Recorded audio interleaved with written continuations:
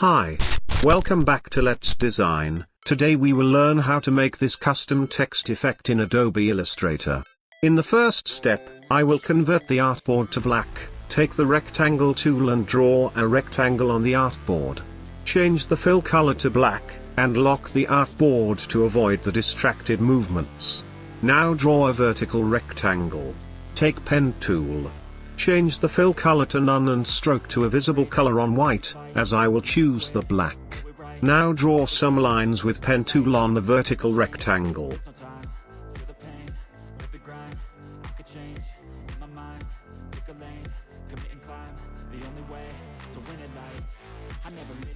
Once you have drawn the lines on the rectangle, go to Window and open the Pathfinder window. Select the Divide option. Right-click on the rectangle and choose the Ungroup option. Create some space between the separated shapes with up arrow key and down arrow key.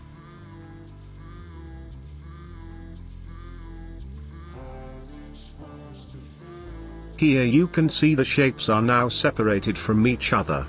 Now take Type tool and write your text in a visible color. Make sure to write text in 4 different words to blend in the 4 shapes. Arrange the words and place them on the shapes.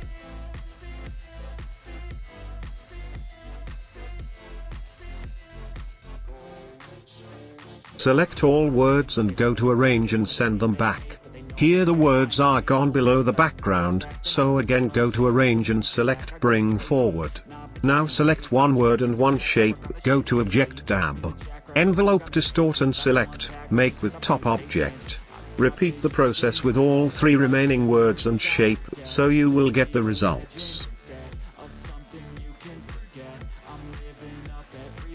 After converting the shapes into the text, now select this Edit Contents icon, which will allow you to edit text, like changing the color and fonts.